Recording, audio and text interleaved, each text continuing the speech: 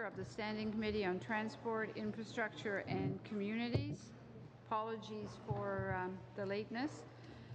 But good afternoon, everyone, and I'm pleased especially to welcome the Honourable Marc Garneau, Minister of Transport, to study a number of votes from the main estimates 2018-19, namely Vote 1 under Canadian Air Transport Security Authority, Vote 1 under Canadian Transportation Agency, Vote 1, 5, 10, 15 and 20 under the Department of Transport, Vote 1 under Marine Atlantic, Vote 1 under the Federal Bridge Corporation Limited, and Vote 1 under Via Rail that were referred to the committee on April the 16th, 2018. On behalf of Transport Canada, we also have with us Michael Keenan, Deputy Minister, and Pierre-Marc Mongeau, Assistant Deputy Minister. Programs, as well as Karen Cahill, Director General Financial Planning and Resource Management. For the Canadian Air Transport Security Authority, we have Mike Saunders, President and Chief Executive Officer, and Nancy Fitchett, Acting Vice President, Corporate Affairs and Chief Financial Officer.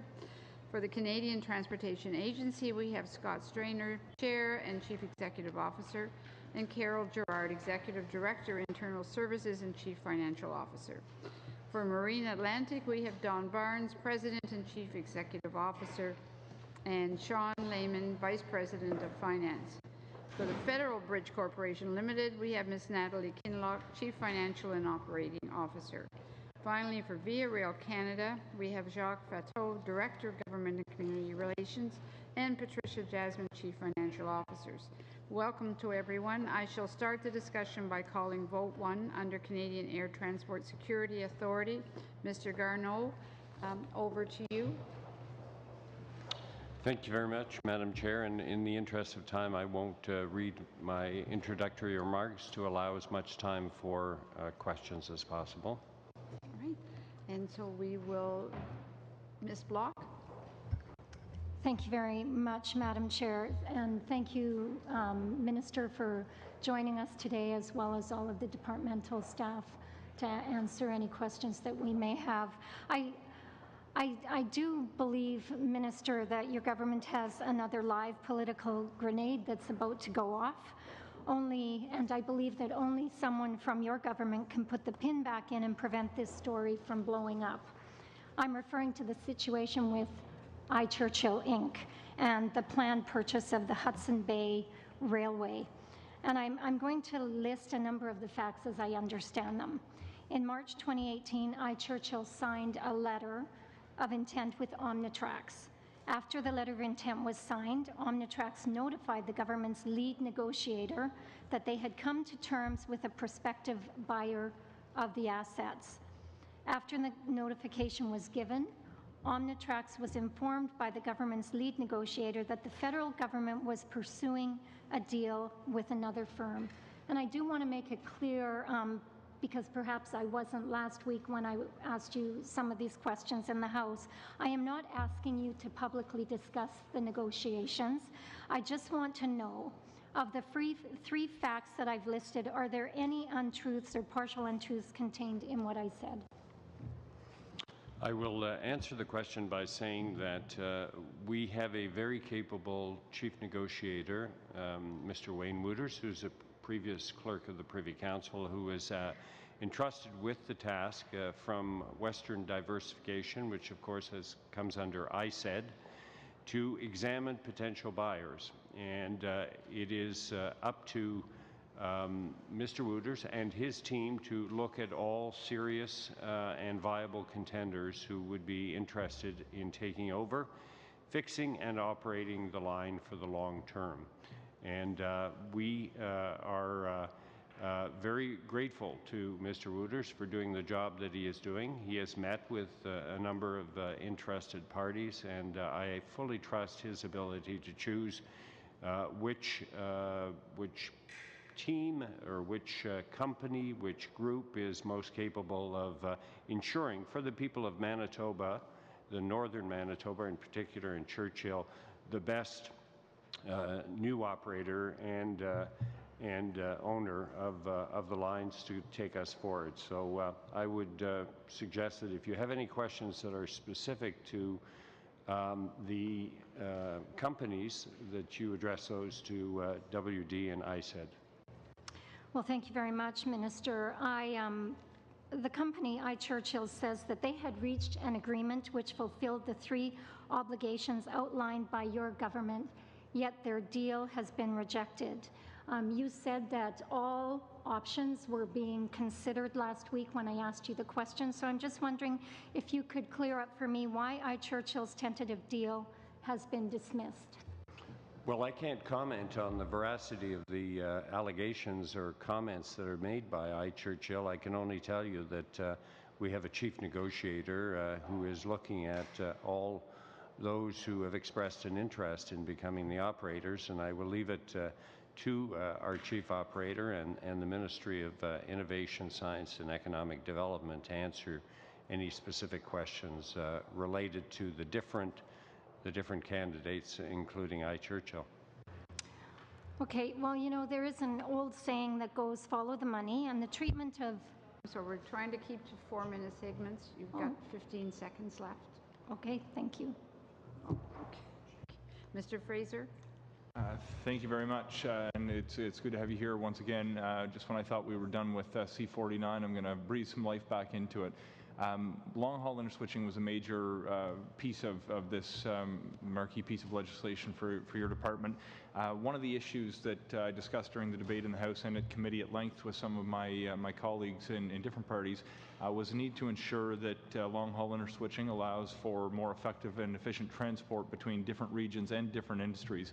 I saw there was members of the opposition actually wrote a letter to the editor of one of my local papers suggesting that the Maritimes were in fact being discriminated against because of certain remedies not being available for that part of the region. I don't view that to be the case, seeing as how there's actually no Class 1 railways in Nova Scotia, PEI, or Newfoundland, though with respect to New Brunswick there was at least one shipper who raised this potential issue. But I'm curious if you could give reassurances to those watching back home that in fact this is not some slap against Atlantic Canada and the importance of making sure that products are moving in different regions of the country and not just Western Canadian grain, for example. Well, thank you for the question. Of course, long-haul interswitching is a very critical part of the new approach that we are taking with respect to the movement of freight across Canada. The bill is supported by a wide range of stakeholders insofar as long-haul interswitching is concerned, and offers large benefits to captive shippers and the community at large. We're committed to working with this community to ensure that these benefits are properly understood and maximized to the fullest extent possible. As it stands, this bill makes significant improvements to existing remedies that will benefit all captive shippers in the Maritimes and across Canada. So it's important to talk about all of the things that we have changed that make it a more level playing field for shippers and not just the issue of long-haul interswitching. And we feel that with all of the benefits that we've put towards the shippers all across Canada, that the shippers in the Maritimes are now on a level playing field with respect to moving their goods. Excellent. I'd like to just change gears towards the Oceans Protection Plan, which I note are included in your speaking notes that you skipped over today. Of course, from an Atlantic perspective, we're surrounded by the ocean in every direction, but it's, of course, a national issue. One of the major opportunities that I see is to engage Indigenous communities who live along our coast, who care deeply about stewardship of the environment and our oceans. And I'm curious if you can offer some insight as to the opportunities that might be present for our Indigenous peoples to help take part in this $1.5 billion plan. I would go as far as to say that the Indigenous coastal First Nations and Inuit play a critical role in the Oceans Protection Plan. They have indicated to us for a long time that not only do they know their local waters better than anyone else, they've been there for millennia. Sometimes it's their means of living through fishing, and their deep connection with their local waters is such that they have said we want to participate in making sure that these waters remain safe from a marine safety point of view, whether we're talking about possible pollution, whether we're talking about ships that may experience difficulties, and they are often indeed the first who are on the site when an incident occurs. So we are very much involving them. This is extremely exciting.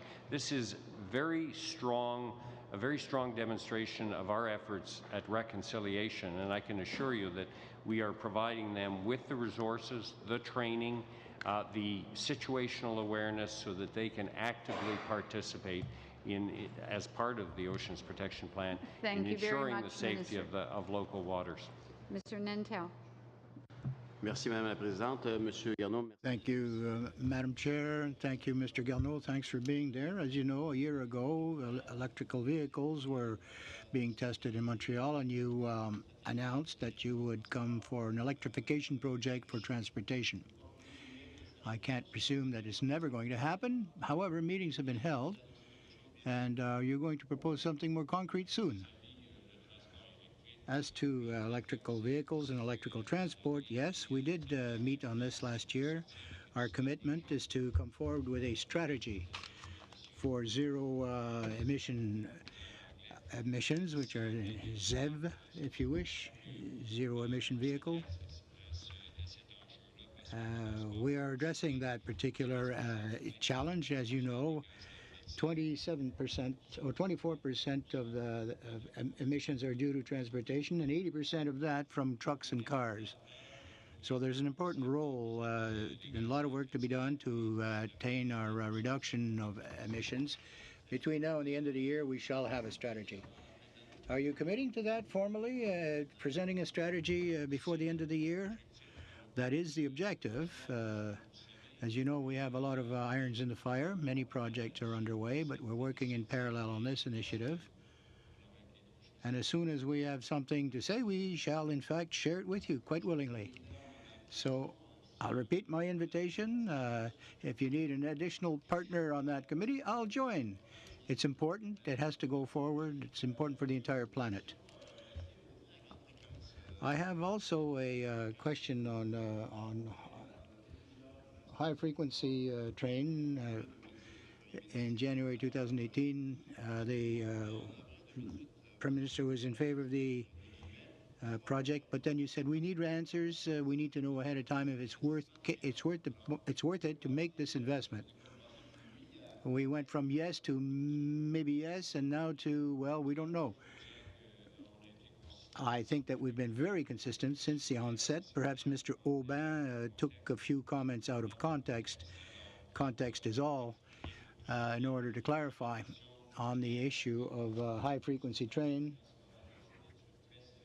We have conducted some very serious discussions between the corridor between Toronto and Quebec, without a play on words. If it's viable, we have to have a general idea, because we're talking about the taxpayers' money here, so we have to know what the thing is going to cost. Canadians living in that region, will they leave their cars in the driveway and take the train? Or perhaps in certain cases they'll even fly between the two. So we have to know, we have to have more facts and more specifics. And also we have to gauge the interest of the private sector as well, which is what we're doing currently. Is it conditional? Well, yes, of course it's conditional. Do you intend to table to this committee any public survey polls that may have been conducted on high-frequency travel? And yes, certainly we'll share the information. As soon as the work is complete, we'll have a good idea of the entirety of the situation. And this will, of course, influence our decision. And it's a duty to share that. So the commitment of the private sector... And thank you, Minister, for being here this afternoon. Minister, I'm going to concentrate on the Transportation 2030 vision, in particular highlighting the national trade corridors that you've identified as part of your strategy. Trade corridors, of course, that contribute to global markets, including waterways. Minister, I'm going to be a bit parochial today.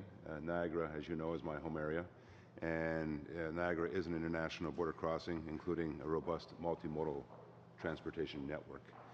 Minister, Can you comment on what your strategy can contribute, and with the work that you're doing to reduce bottlenecks, what that can mean for Niagara's international economic gateway? Well, thank you very much for the question. As you point out, the National Trade Corridors Fund is, by the way, an extremely heavily, a very, very popular fund, very heavily subscribed, based on our initial first call for interest last summer.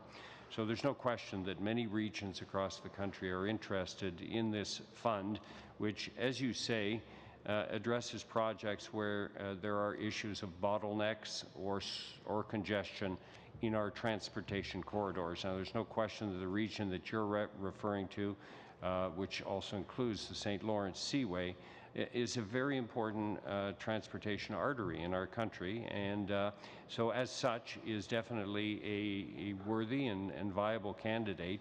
And so at the moment, this is a program that is based on merit. It's not an allocation by province, and we look at every submission that comes to us, and it's also, in the vast majority of cases, co-funding is involved, not only the federal, but also other levels of government and the private sector, indeed.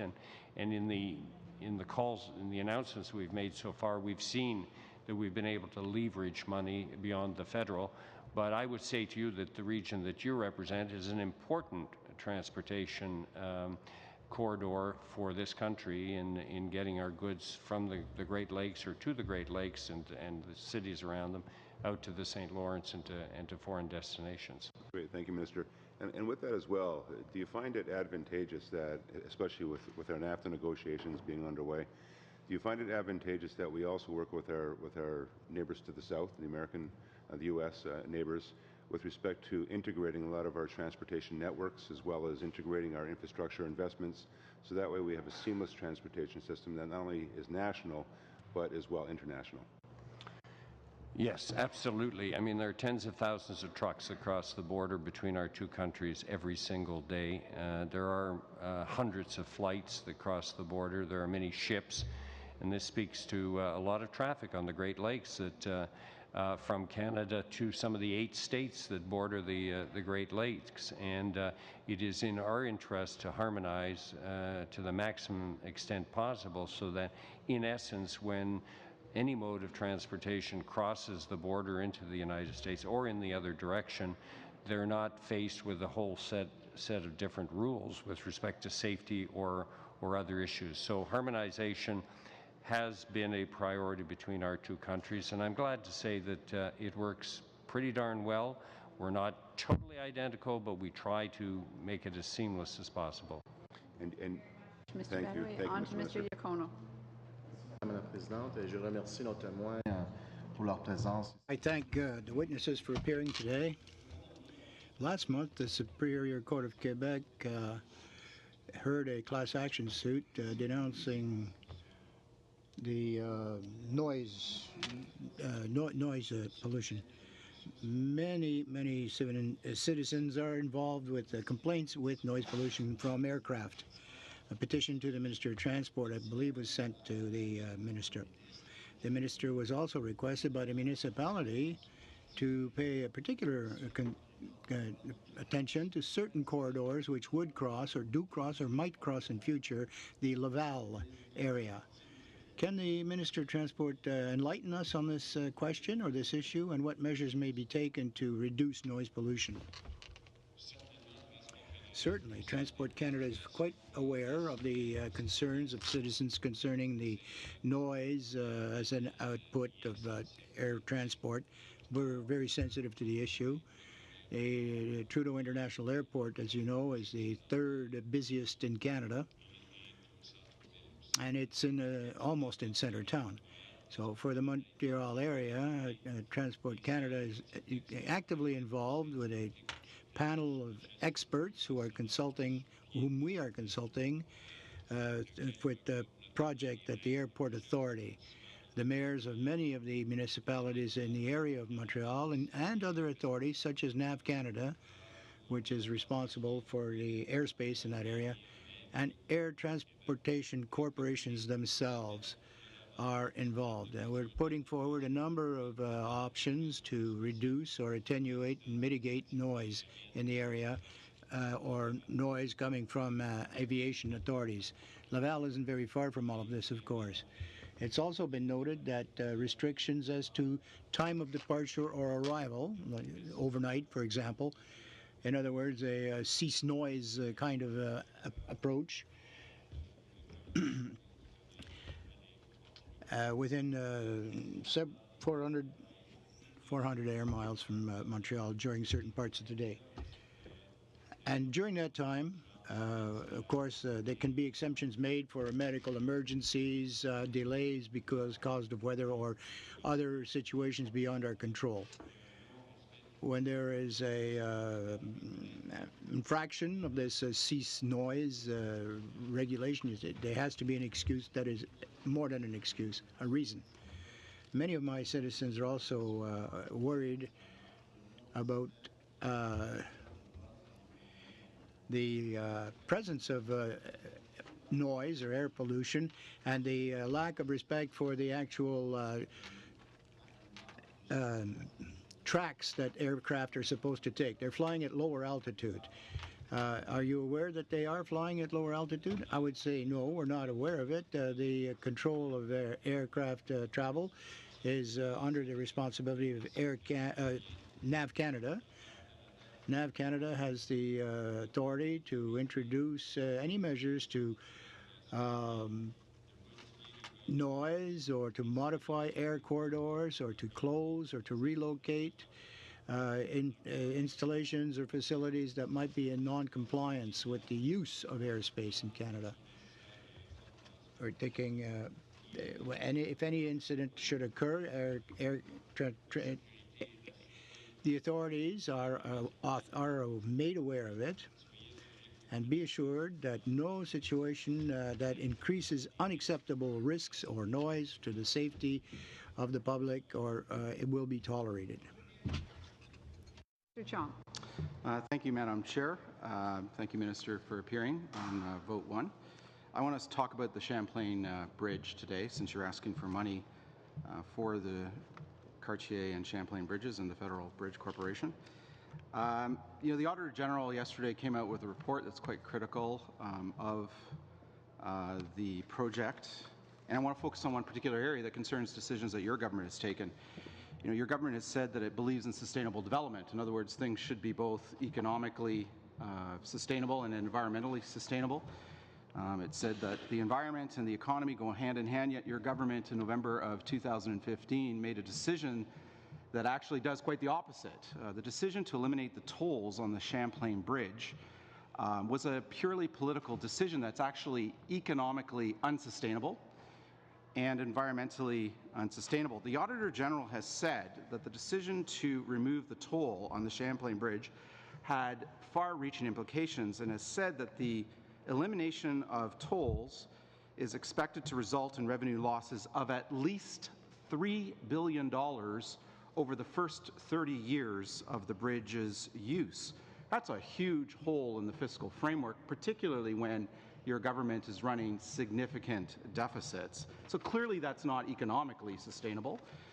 And the Auditor General yesterday in his report also said that the elimination of tolls is supposed to significantly increase vehicular traffic over the bridge by about 20%. Now, last time I checked, about 50 million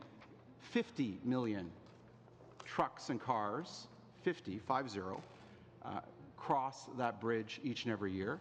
And so that means an increase from 50 million cars and trucks to 60 million cars and trucks a year, an increase of 10 million vehicles a year with the attendant greenhouse gas emissions that entails. So that's clearly not environmentally sustainable.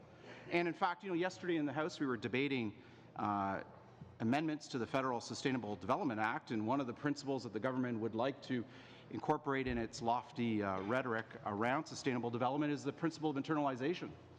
The idea that we take externalities to the economic system and internalize them by pricing them. Well, in the decision to cancel the toll on this bridge, you've done quite the opposite. You've taken an internality and externalized it, which is precisely the opposite of what you said you want to do as a government. So, in conclusion, Minister, the management of this bridge project, in particular the decision to remove the toll on the bridge, is not only economically unsustainable, not only environmentally unsustainable, it's actually socially unfair. We have a Confederation bridge crosses from Prince Edward Island to the mainland to serve Prince Edward Islanders, where people have to pay $47 in toll to cross that bridge.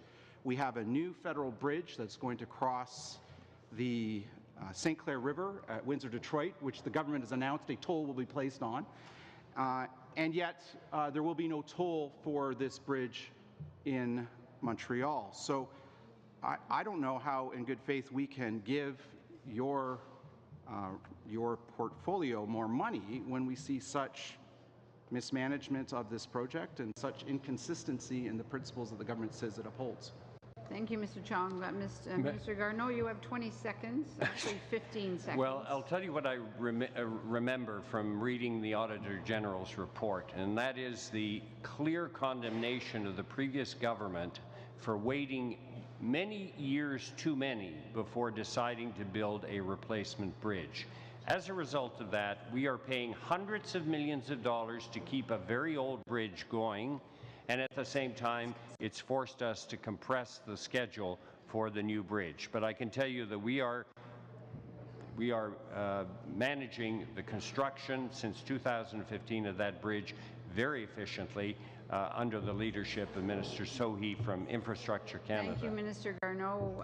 The lights are flashing. Do we have unanimous consent to attempt to continue our meeting until we get closer to a vote, which has been called? All right, yes? Do we have unanimous consent to continue for a bit? Okay, on to Mr. Hardy. We have the minister here for a bit longer, so there's your 4 minutes if you can utilize them. I just wanted to ask the minister if he had sufficient time to respond to Mr. Chong's comments. I had many more things to say about it.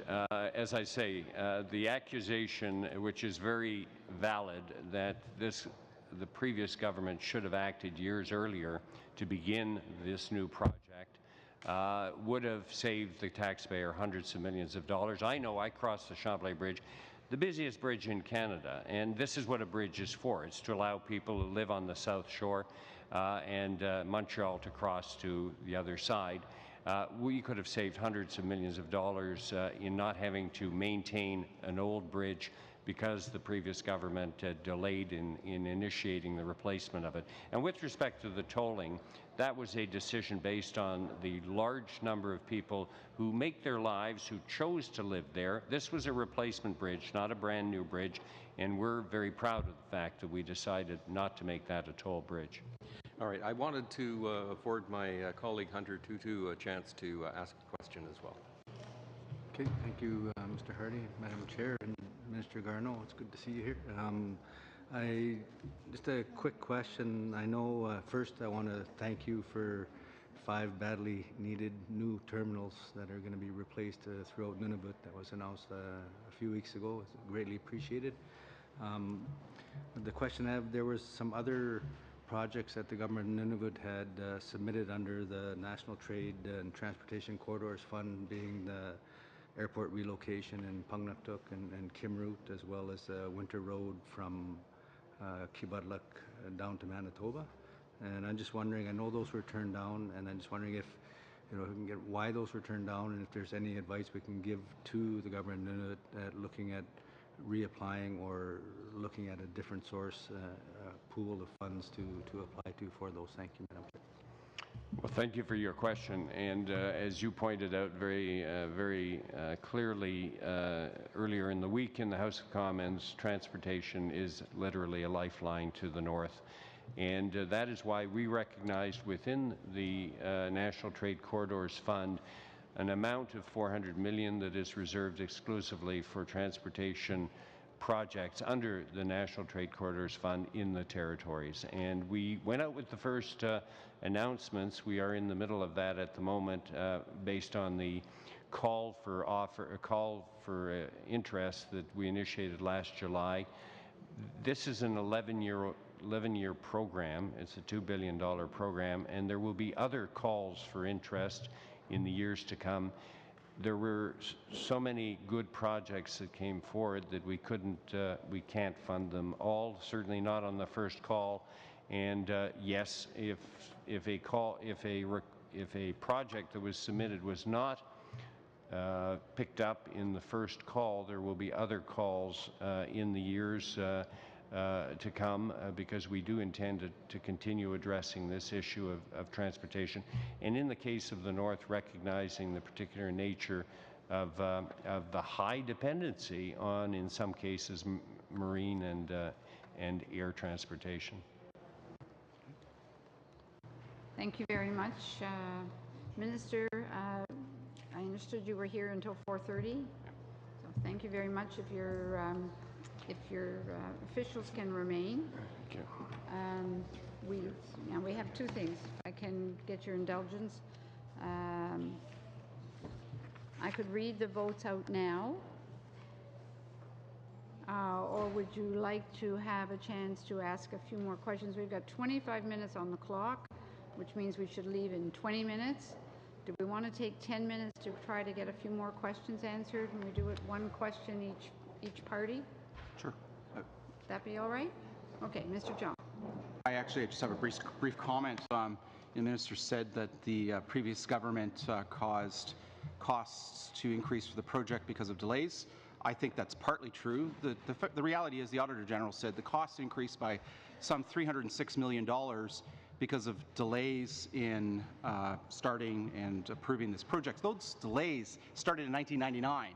The first evidence that the bridge was not going to last as long as it should have began in 1999. So there was both previous governments have their share of blame, and the $306 million that in additional costs that were created because of the delay in approving this project by the previous Conservative government pales in comparison to the over $3 billion hole that the Auditor General estimates has been put into the fiscal framework because of a political decision by the current government to eliminate tolls on this bridge. So I just wanted to put that as a point of fact on the record in order to put the minister's comments into context. Thank you, Madam Chair. All right. On to this side, Mr. Seguin. Just had a quick question in regards to the funding that was announced to have a new fleet for Via Rail. And I was just wondering if Via or Transport Canada actually knows the cost of what the fleet would be. Actually, I'd defer to our colleagues from Via Rail to answer that question. We're going to proceed with a competitive process. At this time, the procurement process started in April of this year, and we intend to have an RFQ sent to bidders from Canada and international bidders later this summer. It would be presumptuous on my part to actually tell you what the cost is, as we're trying to make a competitive process and making sure that we get the most value for the taxpayer as well as for the consumers that are going to get on board our trains. And could you please provide some insight on some of the discussion around the frequency of high-speed trail, or the frequency? I believe you're mentioning high-frequency train? High-frequency, yes. Deputy? Actually, I may take the high-frequency rail here in the part of Transport Canada, is where as you implied, Madam Chair, as the member implies in the question, the value proposition around high-frequency rail is to have a significant increase in the number of times the train goes between key cities in the Quebec City Toronto corridor, and operating on dedicated tracks, so it has both higher frequencies and higher reliability. It's difficult to say how many more frequencies, simply because we are still in the period of examining and doing due diligence on the business case for high-frequency rail. The government has allocated some funds in the 2018 budget to advance the analytical and the financial analysis around that plan, and is seeking to bring all of the facts together for a decision later this year if possible.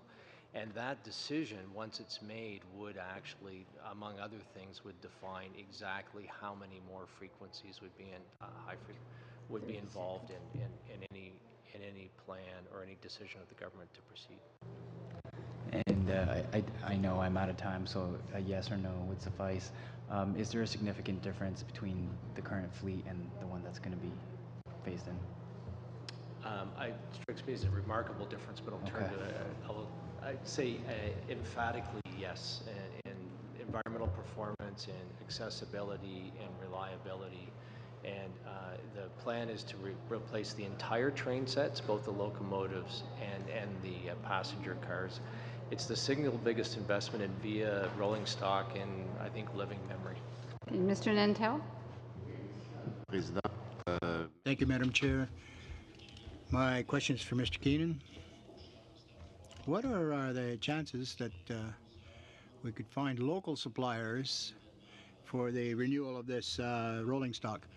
We know that the federal government is looking at 65%, hopefully, local suppliers. What are the expectations realistically for this in Canada? Procurement, so I would defer to VA to answer that question.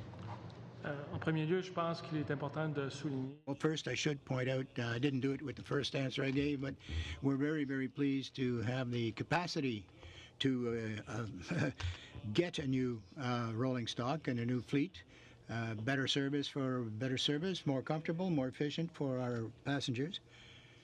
And for that of competitive questions, if you will, we certainly would like to have the greatest number of bidders possible to supply the stock in order to optimize our options. However, we must and we shall be respecting the various international trade agreements that are in force. It'll have to be an international competition.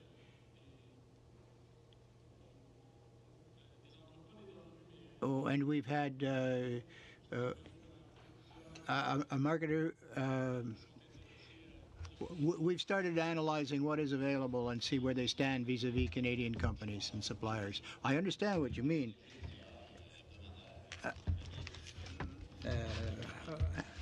But I think it's very normal to expect that there will be local content in particularly a large contract of this size. Mr. Keenan or someone or some other part of government will support you in that. It happens in aeronautics. You get quite a wide number of suppliers proposing things, and yet there are criteria. We all expect that for such a huge procurement that we will make it as beneficial to Canadian suppliers as possible. Of course, it has to be reasonable and economical. But the service is excellent. I travel the daily often. Mr. Keenan, on the policy point of view, I believe that you have a VP that's sitting on ZEV or zero emission vehicle. Can you tell us a bit about this consultative committee that was Mr. Garneau was telling us about earlier? Yes, as the minister has said earlier today,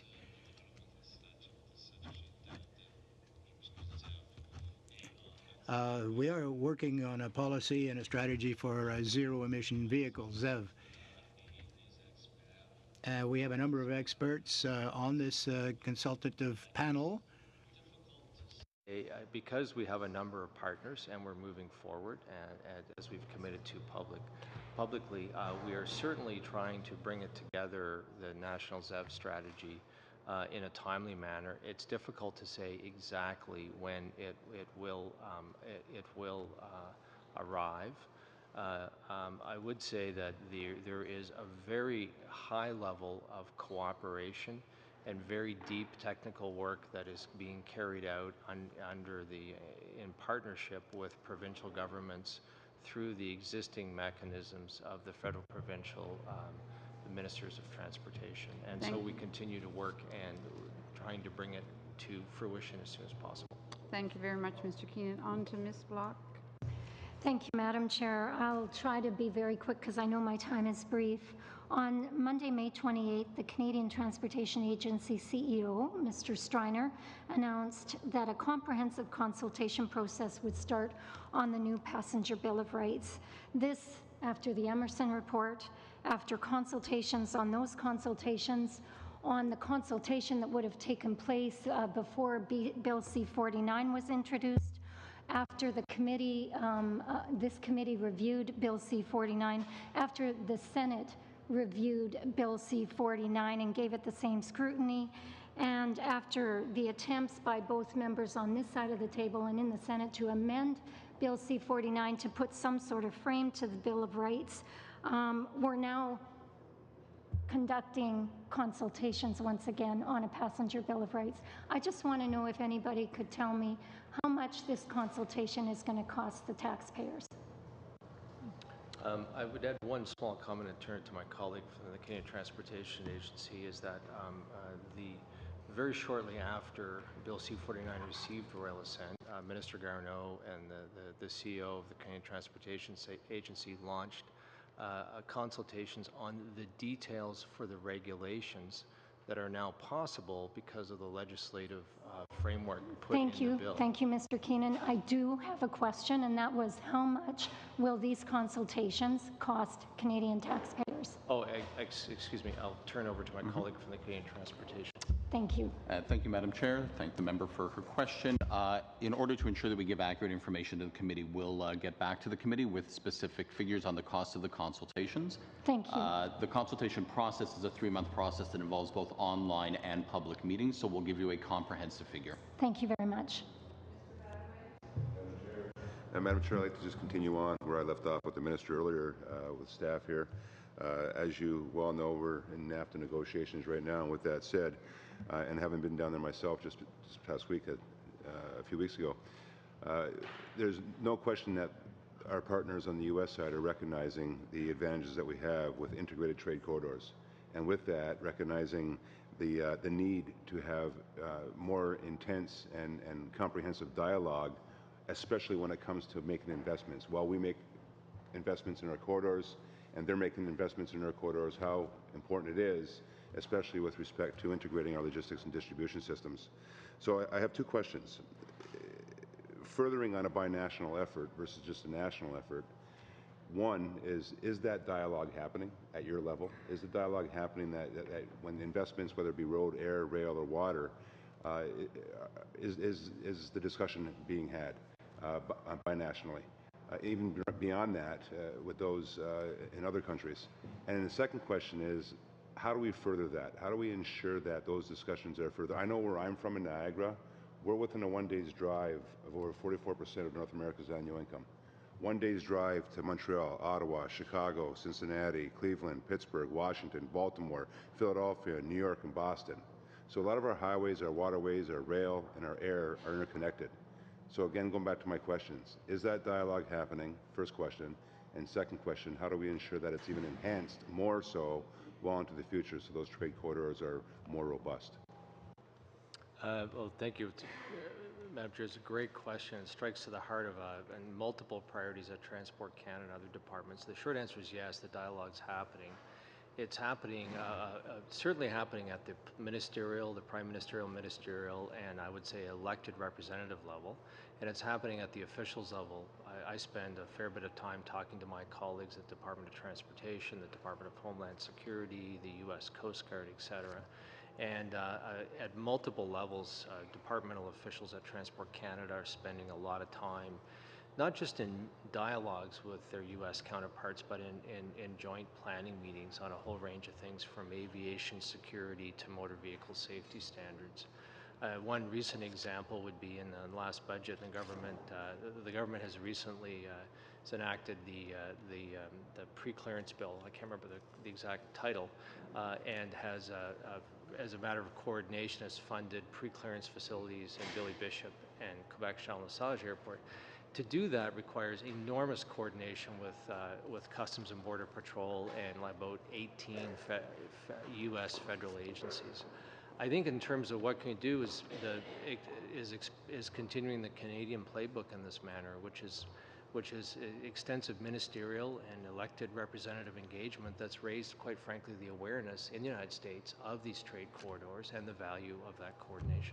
Madam Chair, if I may, as we're doing that, is there anything more that we can do to work with?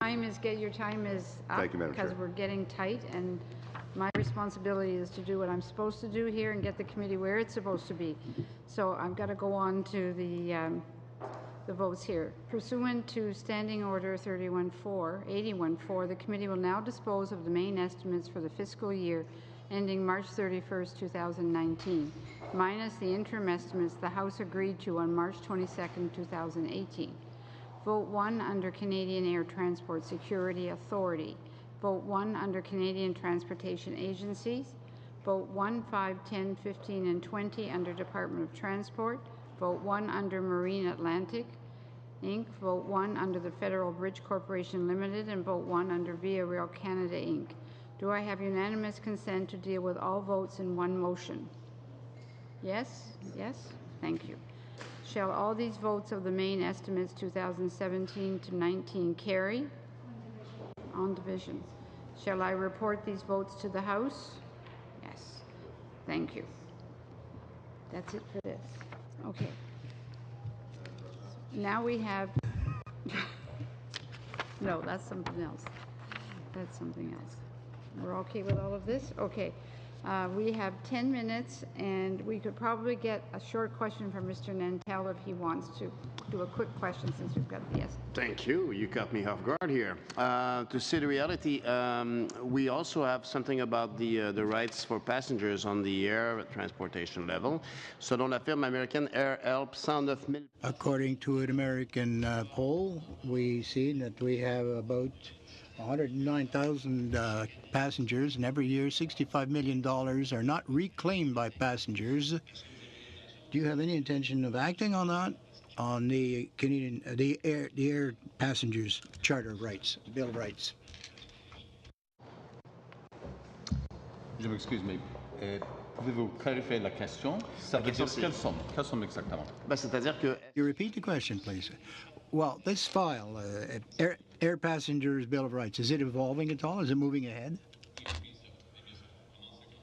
Yes, yes, of course. We began our consultations this week, and we will continue the process within 3 months. We'll be done with the consultations. The objective, of course, is to finalize the charter or the Bill of Rights and the regulations. And within a few months, not a few years, a few months, it'll be done. Okay, we will suspend, and unfortunately we have to come back for a few minutes in order to adopt a budget for possible travel in September. I don't believe we need, I think we need to have a short discussion on this budget. It will only be 5 minutes or so. To our witnesses, thank you all very much for being here and for your information. So we will suspend until after the vote.